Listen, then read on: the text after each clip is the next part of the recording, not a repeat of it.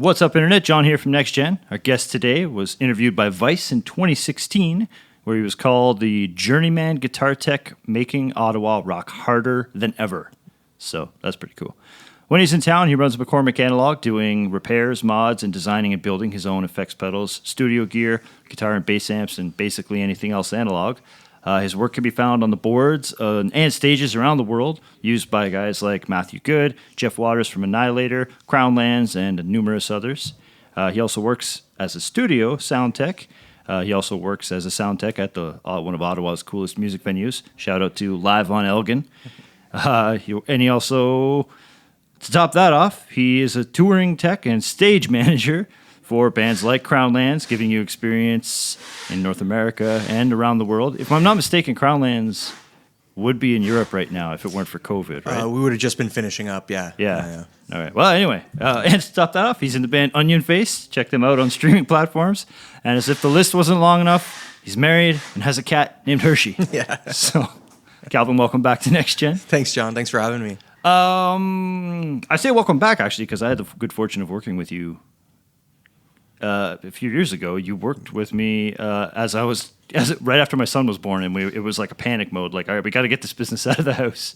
And you were part of the transition into coming here. Yeah. So that was pretty cool. It was. Thanks for that, man. Oh, thank you for giving me the space. Yeah, it was great. I had to abbreviate your resume a little bit because I know there's a lot more on there. Yeah, that's fine. Otherwise, we'd be here all day listing everything. So I got to ask this question: how in the hell do you find the time for all of the stuff that you do? Man. Well, honestly, like a lot of the work that I do seems to come in waves and it kind of like rushes in.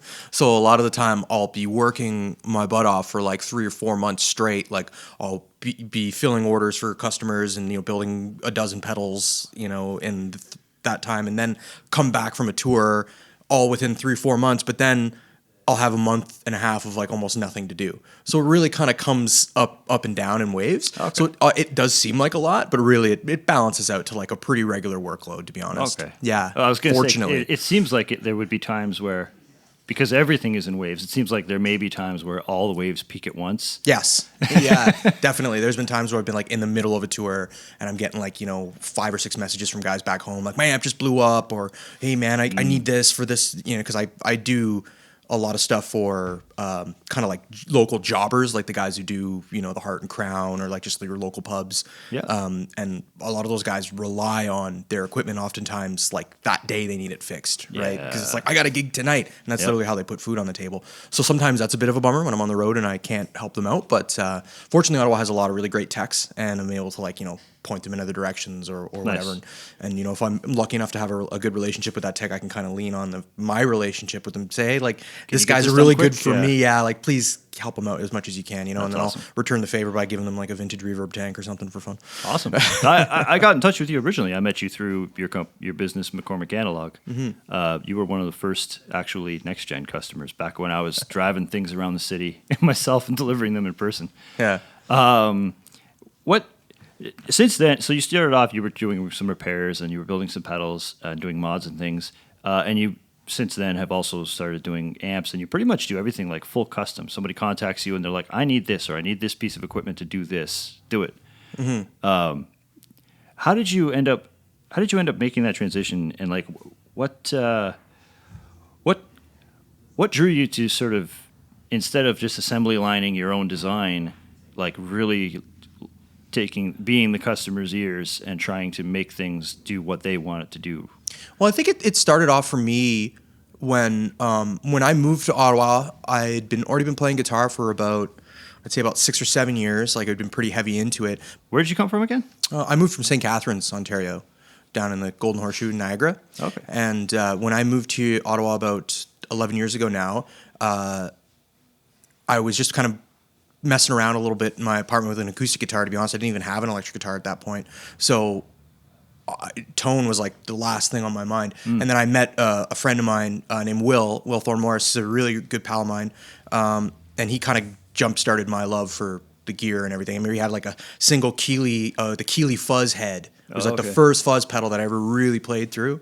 And he had like a Squire like parts caster Strat type thing, and then a Vox AC30, like a 90s reissue AC30 with the single 12, which was, turns out, a pretty rare model. That's a great amp, Yeah. actually. Voxes they're great pedal platforms, too. Yeah, and like that era too, that was like the really good. Turns out, like, again, I didn't know this at the time, but that was like the best era Vox. Nice. So when he went to sell it, he ended up getting more money for it than Wow. he had anticipated. But anyway, I remember the first time we jammed, and I had like really kicked that fuzz on and hit that note. It was like a switch went off, and that really jump started my love for the whole idea of chasing tone, right? Yep. Which I'm sure a lot of people are familiar with. So then from there, I started just buying little, like the cheapest fuzz pedal you could buy, you know, a cheap Epiphone, whatever, like borrowed amps and stuff, and slowly built my way up to it. And then when I finally got my own rig, it broke. Like I bought an old Trainer YRM, and it just blew a power tube. Oh. And it was like 2 weeks or 3 weeks before we had a gig or something like that.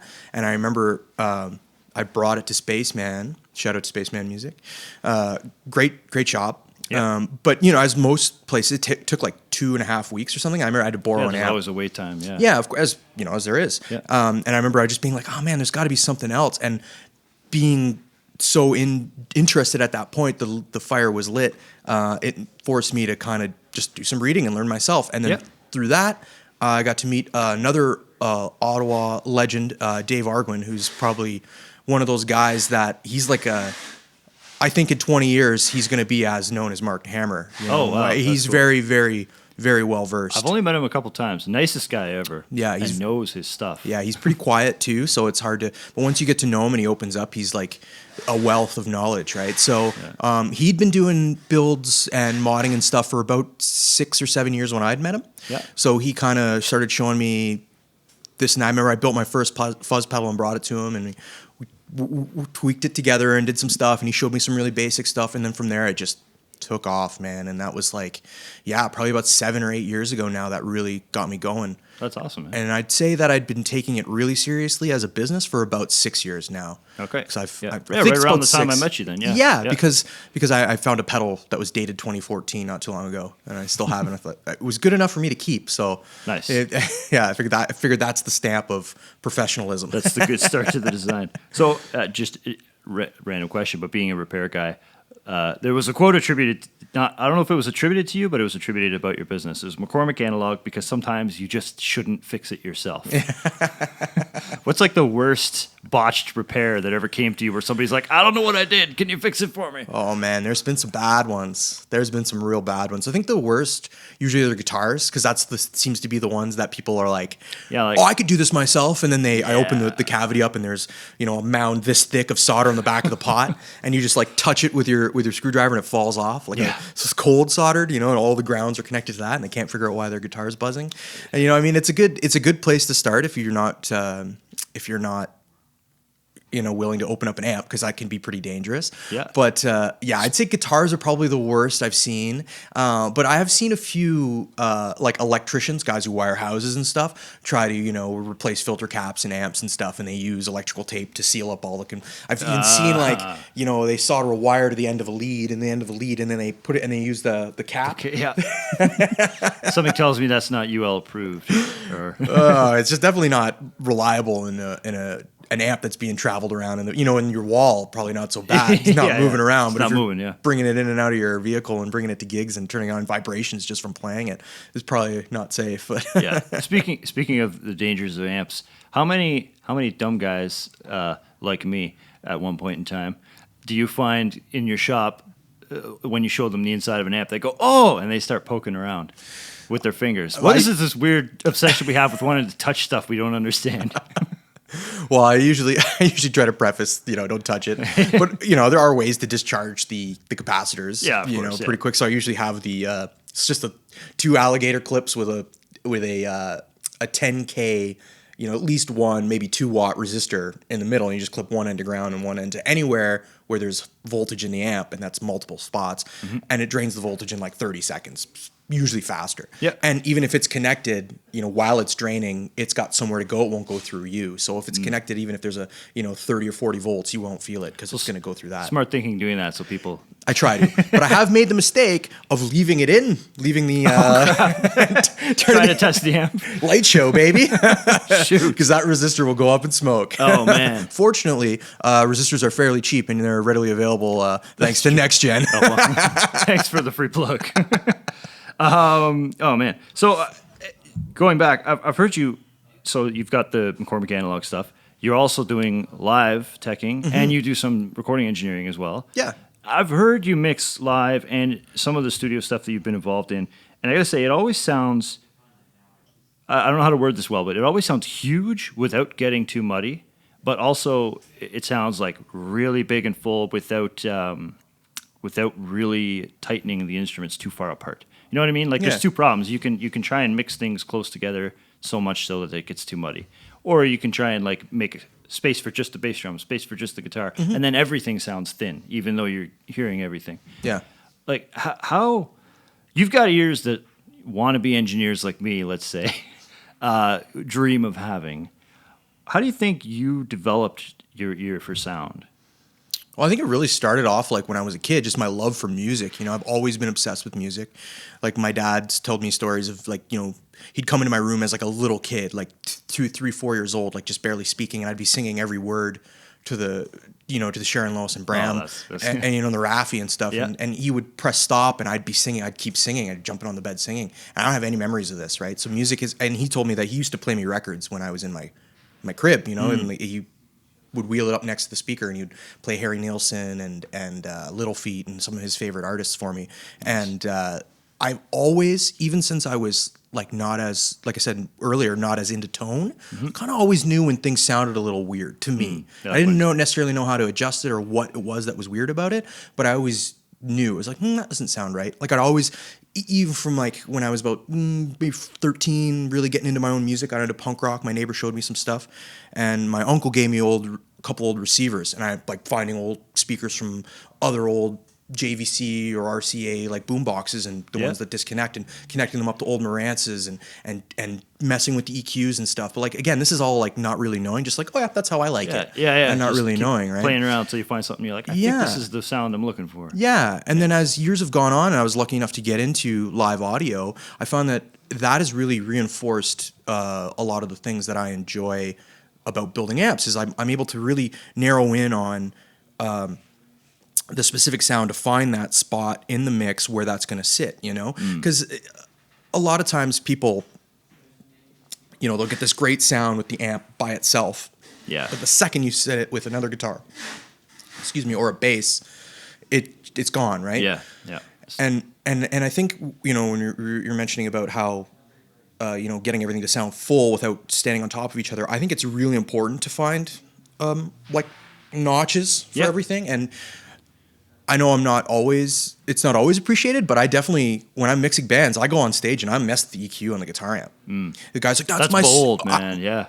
And I'll tell them, do you want people to hear you or not? And then at the end of the show, when their fans or their mom or whoever comes up and says, it's the best I've ever heard them. It's just, because that's probably the highest compliment you can get too. And sometimes I do realize when people are like, oh, no, and I'll let them, but I often try to suggest it right away. Like, hey, maybe change that, change this.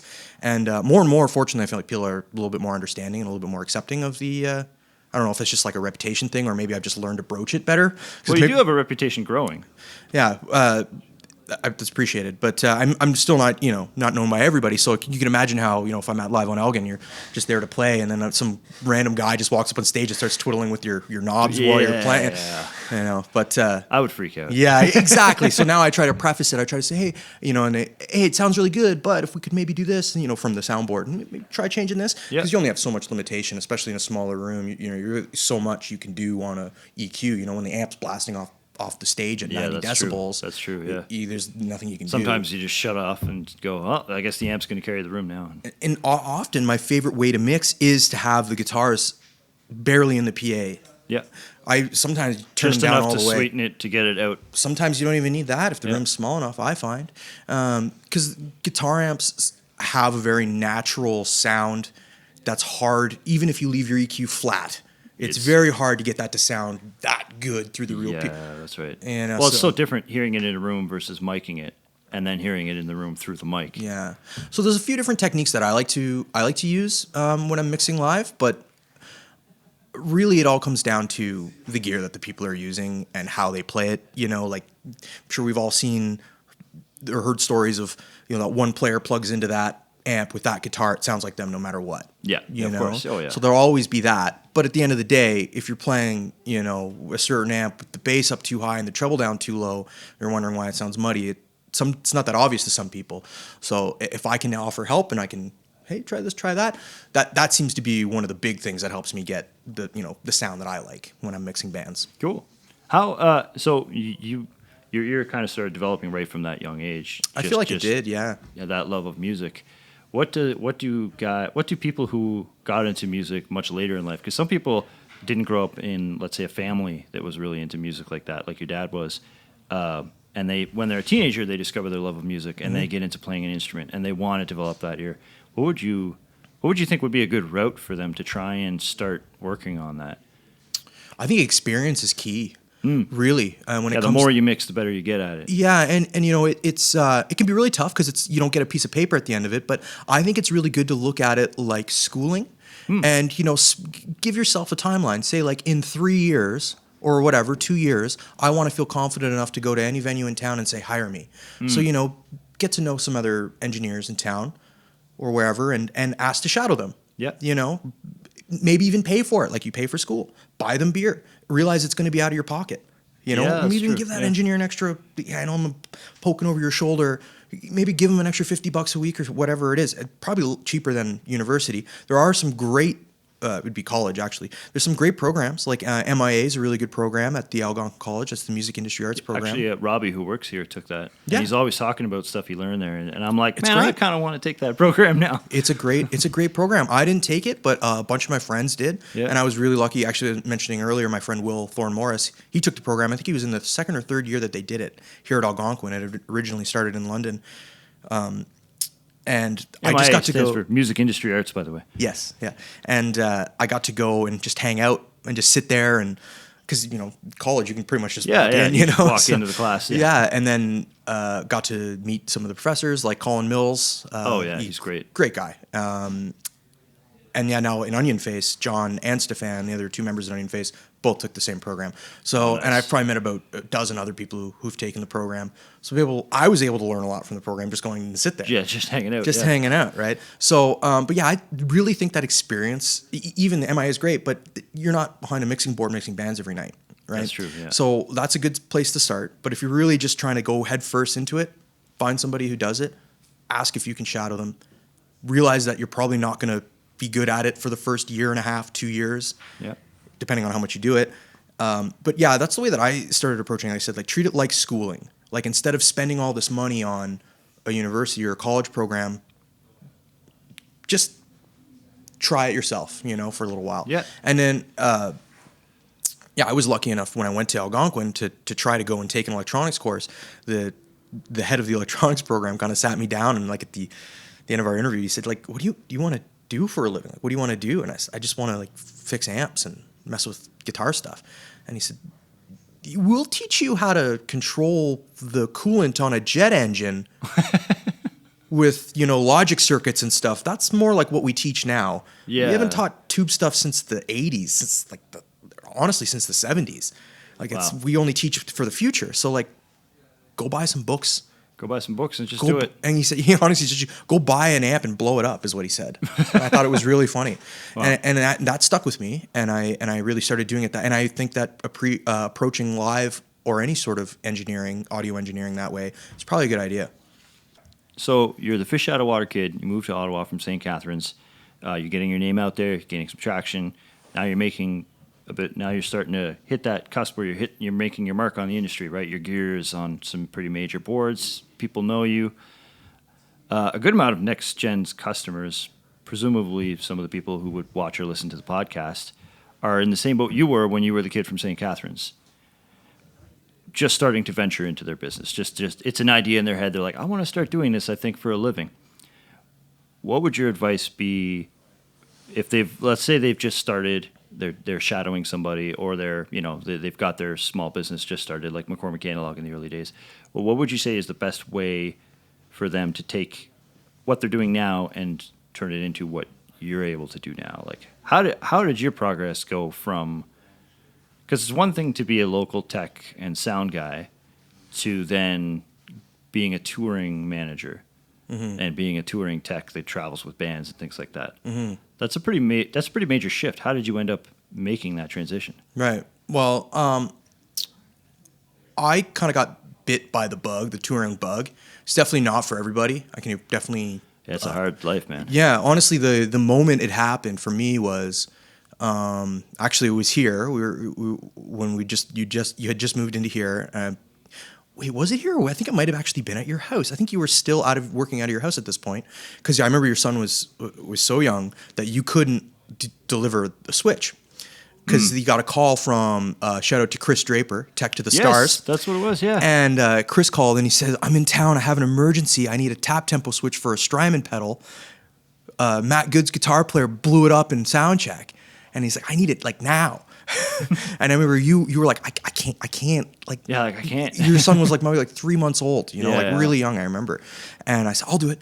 So I went and I remember you said to me, he's a really good customer, so please like treat him well. Like don't embarrass me, basically. And Pressure's on. Yeah. And I remember thinking, well, I'm gonna try to impress this guy. I'm gonna try to like give him something cool. So I had a DI that I had made using an old. I remember this. Yeah, it was using an old. I think it was a Stromberg Carlson PA that I'd taken, and it had really nice mic input transformers, which I found out if you wire backwards make killer DIs. So I went and met Chris, and I just met him in the lobby of his hotel, and he was so nice. I said to him, most companies, when they appreciate a customer, they give them like a bottle of wine or a box of chocolates. But at Next Gen, we give each other gear. So I gave him the DI. Way to take the initiative, man. Yeah. So without even missing a beat, he pulls out his little pocket tool, screwdriver, unscrews it, pulls it open, and starts looking at the wiring, right? Wow, I'm sweating. Like, oh, God. He's like, hey, this looks really nice, man. I'm just, oh, thank you. So he showed him the transformer. I started talking to him a little bit. He goes, and we're shooting the shit for probably like, 25, 30 minutes on it, at least. And he's like, I got to go, whatever, to go to the show. And he said, you guys want to come? I think it was the next night. And he said, you guys want to come? I said, sure. So I remember he put tickets at the box office. Yeah, I remember, yeah. Yeah. And you and me went, and my wife came too. And Stefan from Onion Face. Yeah. And I remember after, or even before the show, I hear like, psst, psst, from up on stage.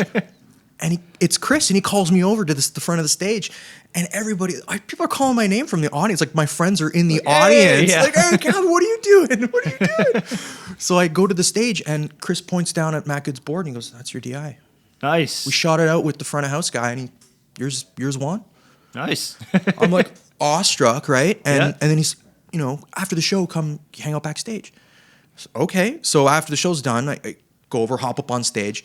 And as soon as I walked like into the wings, into the side areas of the stage, and I saw his setup, and I saw like just the whole like one of the band guys walk by, hey, great job, man, hit Chris on the shoulder. I was just like, this is what I want. It was like I stepped into a different world. Yeah. And immediately from there, I was like, I got to figure out how to do this. Like how do I do this? And then Chris was I mentioned it to him, like, I think I might want to try this. He said, you should, because there's a real demand for this type of work, especially in Canada. And if you're able to be, good, and he was always very generous and nice to me.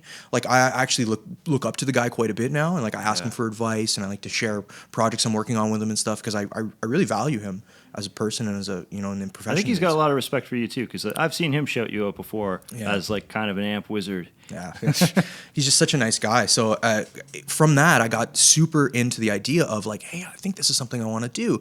And then I met Crownlands from playing gigs with Onion Face. So we did 3 shows together with another band called Wolves in the Timber. Awesome. That was an amazing tour. But of course, by the second show, I think we were swapping who was headlining. After the second show and Crownlands played, we're not playing after them. Yeah, no way. We knew, right? They're that band that like anybody who has any sort of interest in that sort of like what band might make it or be successful. They kind of check all the boxes. Yeah. And they're just awesome dudes, awesome songs. That goes a long way, man. Yeah. Just being good people and easy to work with goes such a long way. So I struck up a relationship with them.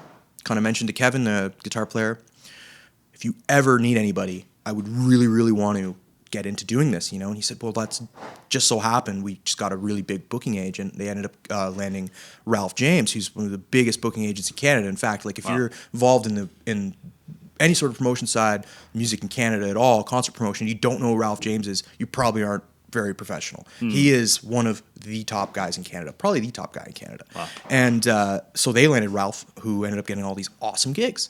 I mean, the pay wasn't that much better, but I think they knew that things were going to take off. Yeah, that's the point where you work for a while for low pay, knowing what's coming down the road. Right? Like I mentioned earlier, exactly. And it was one of those things where their gear kept growing. Kevin kept getting more and more in his rig. And he's like, I don't know, I want to do this, but how do I take care of it? And I was like, perfect. So I hopped in, and I think it was within 2 months of mentioning that to Kevin. He's like, are you available to come out to a gig, in 2 weeks or whatever? And then I've been with him since, and that was 2.5 years ago, 2 years ago. That's pretty cool, man. So it was a pretty quick transition, I'd say. It probably took about only about half a year before of like, I want to do this too. I'm doing this. And it was really tough at first, to be honest. It was really tough at first. There was a lot of really difficult, I don't know, we're just playing smaller gigs. It's tough sometimes, right? There's no room on stage, no room off stage. You're sharing it with other people, and, you're not actually in the band, so you don't really get a lot of the, if any praise at all, you get zero. What's funny is the sound guys always get a bad rap. Probably in some cases for good reasons, but in a lot of cases it's too bad that there's not enough, that the credit doesn't go there, because like a sound man can make a band sound amazing or absolutely terrible, and if they're doing their job, you won't even notice they're there. You'll just enjoy the show. Yeah, and that's something that took me a little bit to realize, that like exactly like you said, if you're doing your job, they won't notice you. Yeah. And I think when we did Crownlands has been really lucky to tour some really big names, and we did a tour with Primus. And, sick. I remember I think it was the first show we did with Primus. We missed the first show. We were scheduled because our master cylinder blew in the van. But anyway, we got saved by a guy outside of Woodstock, Ontario. We saved our asses, and we ended up making it to the second show. Anyway, so second show, something happened. Kevin's cable got stuck on something, and I went out and I kind of jogged a little bit because I was worried that he would flip something over or whatever. Yep. And I ran back, and then after the show, I remember their sound guys, hey, like very casually leaning back in his chair, the soundboard, he goes, don't run on stage, just like that, and I. As if like I'm getting scolded, right? Yeah, like don't run around the pool type thing. That's what I thought it was, And he's like, and then he got up out of his chair and kind of walked up closer to me. He's like, you haven't been doing this very long, have you? I said, no. To be honest, this is like my second big tour I've ever done. Yeah. And he's just like, all right, kid. And he gave me some advice. Nice. Don't run on stage. Turn when you hand the guitar, like turn your back in case there's pictures being. Yeah. Because you're not the show. That's right. That's right. Yeah. And wear black and all that stuff. I remember like a tie-dye shirt and stuff. Like. I got an awful story for you, actually. I was doing live sound work for a while. For a couple churches and things like that. And I remember I had to manage the sound for a massive conference. And it was a good 1,000 people, somewhere between 750 and 1,000 people. And at one point, the lapel mic, the lav mic that the main speaker had, somebody, presumably me, had put it on mute. Because I don't know. I had put it on. I think my thought process was I'll leave it on mute, and I told him just unmute it before you walk on the stage, so I don't have to mess with the faders and things like that. And of course, you shouldn't leave that stuff in the hands of the person, because he forgot, walked on stage, started talking, and nothing was working. Yeah, and people all over the place are walking on stage now. Mind you, this is a major church event. Oh, everyone is in 3-piece suits. Oh wow! I am in bright blue basketball shorts and like a weird floral shirt, and this thing's being filmed and streamed to like a whole bunch of other churches and things like that. And I walk straight from the back of the room right up to the front on the middle of the stage, shake the guy's hand, pull the thing out, turn it on, walk away. Is the worst. It's so bad. Hey man, like you got to learn somehow, right? And I was really lucky to get kind of thrown like right into the fire. Just go for it, man. And in fact, Jack White was like that too. We got a call to go on tour with Jack White, and I remember I was behind the board at Live on Elgin. It was probably about midnight. No, it was earlier than that. It was about 10:30, and I was just getting ready, halfway through the night, getting ready to set up the next band, second last band of the night. And I get a call from Kevin, and I said, all right, I'll call him back, whatever. Calls me like 3 times. I'm like, okay, it must be important. I'm like, what's up, man? He's like, what are you doing right now? Just working at Live on Elgin. What's up? He's like, you need to get to Oshawa. I said, well, that's where they're based out of. Yeah. I said, when? He's now. He's what? We have to be in Edmonton in 46 hours. Jeez. Or whatever it was. And I, what? He's, we got the tour of Jack White. So And it's now. It's now. So I literally got on a bus. I didn't even mix the last band. John at Live on Elgin, thank God, stepped in. He's like, I got you, man. And he just pushed the faders for the last band and tore down. And I went and got on a Greyhound bus. I called my wife. She packed a bag for me, went, grabbed it, got on the bus, and toured across Canada. And things happen like that pretty frequently in the music industry, especially in the teching side, because you know, people have lives, and a lot of these techs are working for multiple bands. So one band gets this offer and that, or someone gets held up and they're not able to make it back. And so I've been able to do a couple of those kind of last minute call-ins, but it happens real fast sometimes. Speaking of, that's really cool that your wife is that supportive, that she'll just drop things and let you do your thing. If you don't mind me getting personal for a second, it's managing that kind of doing what you do, because you're traveling off the cuff sometimes, or you're gone for long periods of time. How do you manage keeping the relationship fresh and alive and healthy despite all the work that you have to do? Because you're gone a lot. You're working a lot of evenings. You're traveling. Yeah, you know, it's definitely a balance thing for sure. Like it can be tough, but I think at the end of the day, I'm just really lucky to have somebody who, you know, I care about as much as she cares about me. At least it seems that way. I've been really, really, really lucky, and she understands that what I'm doing is like my dream, my goal, because when we met, you know, I didn't necessarily have any goals or plans or any aspirations of anything. I had no idea what I wanted to do with my life at all. Did you meet in St. Catharines or here? We met in St. Catharines. Oh, wow. So you came here. Well, we met in St. Catharines, we met in high school. We didn't date in high school, but we just met each other and we hung out. And then I was just I got a huge crush on her. And then that was when she moved to Ottawa to come to school. So then I kind of followed her up to visit her, and I just actually really liked it here. This is a cool town, you know? Yeah. Somewhere different. I ended up moving here. And I moved in with her, and we've been together for, 11 years.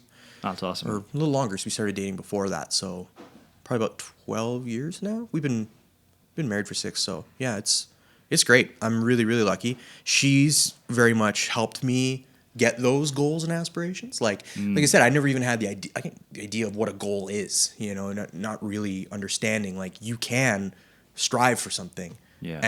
And it seems like a lot at first when someone says, yeah, it's the mountain always looks tall when you're standing at the very bottom. Exactly. Yeah. But then when you start breaking down the steps and how to do it, and she's been instrumental with that. So I think the fact that she's been able to help me with it, and it's almost like she's living my dream with me, if that makes any sense, even though she doesn't get any enjoyment from being on a stage or anything like that like I do, but she sees how much I enjoy it and see how much it fulfills me, and I think that helps really drive the relationship a lot. That's awesome. Because we're both like very much, you know, we're both the same age, we're both 31, and we're both at that point in our lives where we just want to put our heads down and work as hard as we can, you know, really, really try to just go for it, whatever it may be, you know.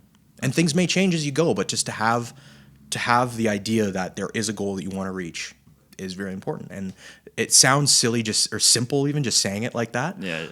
But man, when you're stuck in that mindset of not knowing anything, just having a dead end job and not really having it can be you know, blinding. You don't even realize that you're there. You know? So I was lucky that she pulled me out, and I think that's one of the reasons why we're so strong together. That's awesome, man. Yeah, I'm lucky. Big respect to your wife. Yeah. She's awesome. So going back to the road then, you're talking about some real emergency situations. What's like the biggest worst case scenario that happened that you were able to, like, okay, we got to fix this, boom, fixed? So we were on the Jack White tour. We were in London, Ontario, and it was the closest thing to the hometown show because that was the year Jack had gone out 3 times, so he'd hit through, different markets, and this was the last. So it was like the smaller of the markets. He'd already done Toronto and another area in the GTA, so he did London, Ontario. So it's the closest thing to a hometown show for Crownlands. So their manager, Ollie Mitchell, shout out to Ollie, hero, guy's absolutely amazing, hardest working guy. One of the hardest working guys I've ever met in my life, and amazing guy. So he comes to all the local shows if he can. He's from LA, but he flew in, and they had just signed with Universal at this point. So their Madeline also flown in, their image person, their marketing person. Big deal. This is the Yeah. You They're wanna here. do it, you want to get it right. Yeah, and sound check, everything went fine. Everything was great. Kevin uses at the time I think we were using 3 amps. 3 amps, and one of them was mine. And the amp, it wasn't like necessary, didn't necessarily need it, but it was definitely part of the show to have the 3 amps, right? Yeah. And maybe 15 minutes before we're supposed to go on, I'm checking the amps, tuning the guitars, and my amp doesn't turn on. Nothing. Won't turn on. Jeez. And I'm like, oh. And Kevin sees me kind of freaking out, and he's like, "Don't worry about it, man. We'll just go with the 2." I'm like, "No, let me." Because I'm thinking, worst case, I can't fix it. We'll just use the 2 amps. Yeah. So I go back, I drag the amp back into the green room and in the dressing room, and I have it apart, and it's like 2 minutes before the show. And Ollie comes in, the manager pops his head and he sees me soldering, and he goes, okay. And he just kind of left. And I managed to get the amp together, got it on stage. I remember I flicked it on because they have walk-on music. They do Rush, Closer to the Heart. Oh, nice. Their walk-on music was playing. And I walked the amp on stage. It's black on stage, but you can still see. I walk on stage and I put the amp. People start cheering because they think I'm the band. But I put the amp down, flick it on. It turns on. Fortunately, it was just a wire to the power, like the power switch to the fuse. So it was just one wire, luckily. And I was able to get it and patched up and all going. And I got her on stage, and the show went great. And then after the show, Ollie came up to me and said, "I saw what you were doing there, man. Like, good job." And that was like the first of long line of compliments and like very, positive, reassuring moments from Ollie, the manager. Is like, "I think you're the guy for these guys. You're the right guy." So that's awesome. It was really good. There was that moment, and also, I mean, it's kind of similar to. It wasn't necessarily our. It wasn't my stress. It wasn't Crownland's stress or issue. But one of the nights we played, I think it was in Saskatoon, there was a power surge on stage, and Jack's main Silvertone blew an output transformer. Oh, crap. And he uses the 1484, which has 2 output transformers, which is an odd design. They actually mix together again. It's not like a stereo amp. Oh, that's weird. Really weird design. Anyway. 1484? Yeah, the 1484. And so one output transformer had been changed already, I could see. And then the other one was the original one. And my amp blew up that night too, but it just blew a fuse. So I swapped the fuse and it was good to go. Yeah. But Dan, Jack's tech, realizes blew an output transformer, and that's Jack's main Silvertone. Oh, like, that's the one he's had forever. Yeah. I think Dan said he had 3 of them maybe, and that like he really only uses 2 of them, and the other one wasn't even like, I don't think he had the other one with him. And he's like, I need to fix this like now. Yeah. Like, we were loading out at the end of the night after the show. We're loading up the van. That's not like a Marshall you can rent from down the street either. No. So I see Dan like just sitting there. Everybody's packing up the trucks, and he's just sitting there with an open amp, kind of staring at it, like, "Oh, geez." And he's very competent. He knows what he's doing. And luckily, he was able to get a replacement transformer from Mercury Magnetics like the next day, shipped to him. Wow, I'm sure nice. it wasn't. Awesome. I'm sure it wasn't cheap. No. But that was amazing because I got to give him a hand. Those things are so packed. The chassis is only about like that wide, and then it's about this deep. Oh, so geez, there's yeah. components stacked on top of like, it's really tough to get in there. Weird. Yeah, it's kind of cobbled together design, and so I got to help him put the transformer in, just like, here, hold this so I can, and I had that moment. I was like, my hands are in Jack White's amp. Yeah. Like, this is a piece of rock and roll history. Yeah. Like, this is the amp. So that was like, and I could feel like the pressure on Dan. Yeah, his tech. yeah. But he got it, man. He's a pro. And, he's a pro. Yeah. That was an amazing experience. Getting to know him. That's freaking awesome. Dan Mancini, another shout out. So many great techs out there, man. What's the worst thing that ever happened that you couldn't solve? Sometimes, like, was it the van maybe busting on your way to the Primus show? that was the biggest one, probably. The van, we blew a master cylinder on the way to the Primus show. But on stage, one time on the most recent tour, Cody, the drummer, ended up busting the kick pedal. Oh, crap. So he uses the Demon Drive, which is a solid shaft, you know, and so there's a lot of force instead of the chain. Kind of gives you a little bit more slack. And the bottom plate, the screws had come loose. So he's kicking, and every third, the heel of the bass plate is just sliding around. Oh, jeez. And it's in the middle of their last song, their like epic 8-minute song, right? And I'm like, what do I do? You know? Yeah. And Cody's looking at me while he's drumming. So the first thing I could think of was just like, go grab it. So I went and there's a picture of me. Hold it, yeah. I'm on the ground, laying on my stomach as low as I can be. To get out of the way, yeah. With my hand on the back of the bed. I'm pushing as hard as I can. Like I have my foot on a riser and my other hand on the back, and every other third or fourth one, he's hitting my hand, he's kicking my hand. I'm sorry. So, you know, there's those moments. I didn't fix it. I wouldn't call that a failure, though. That's It was pretty funny. And the tour manager for the band that we were out with, the Who, the HU, not the British band. Yeah, the metal band. Yeah, the throat singing metal band. Yeah, those guys are great. But their tour manager, Dan, he ended up snapping a picture of me. God, it was a joke. I look over and he's grinning.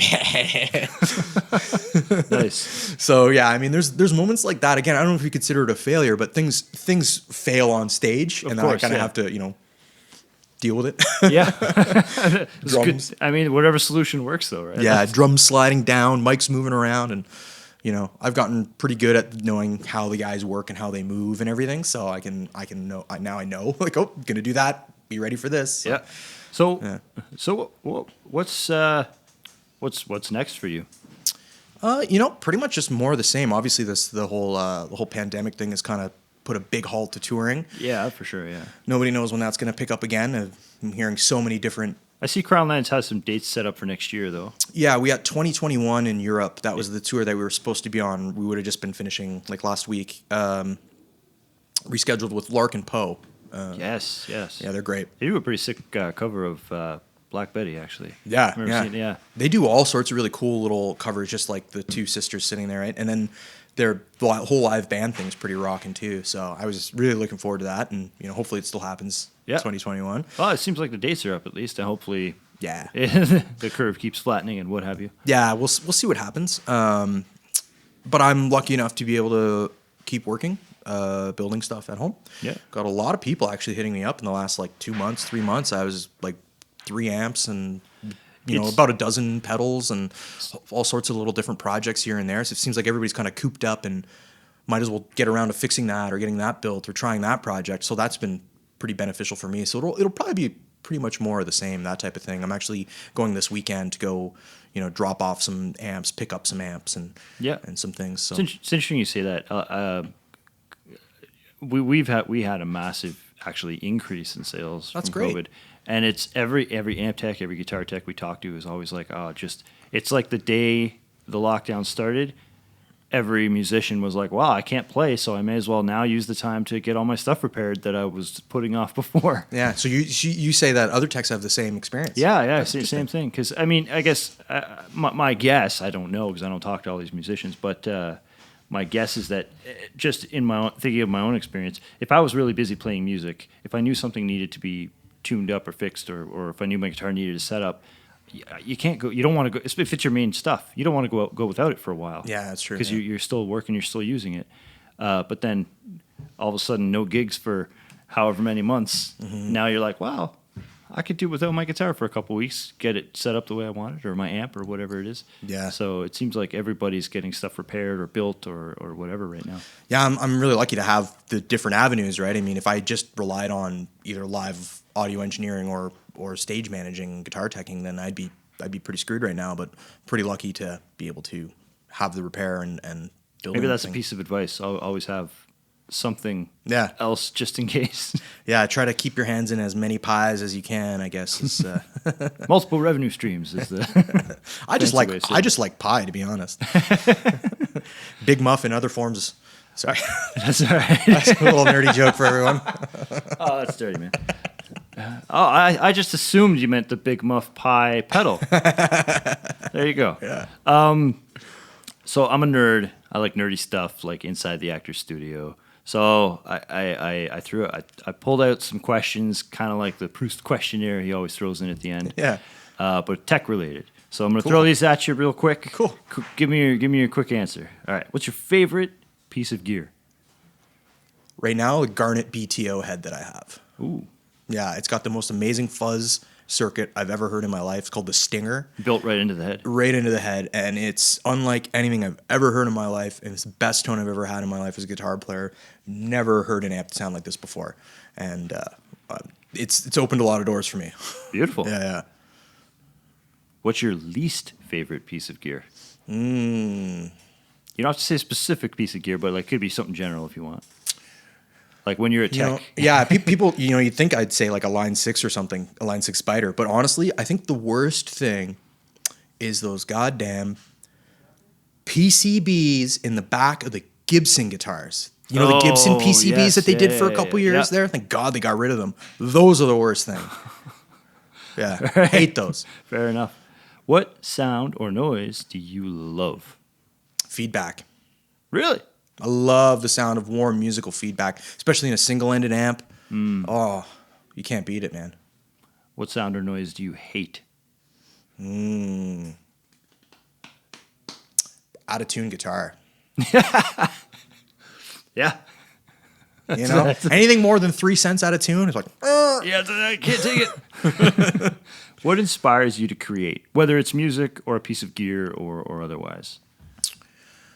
definitely like music and other musicians' affinity for equipment and gear. Like if I see somebody else really excited about something, it'll get me excited. Not necessarily about that same product, but on whatever I might be interested in. Gives me the same type of passion. Like hearing somebody like Mark Hammer, for instance, the way he's able to explain things so well that I was like, I get it all of a sudden. Now I want to do my I own. want to do it. Yeah. Yeah. What turns off your inspiration? People telling me to shut up. That's fair. All right. If you could have your dream job in the music industry, presumably if it isn't already what you're doing, what would it look like?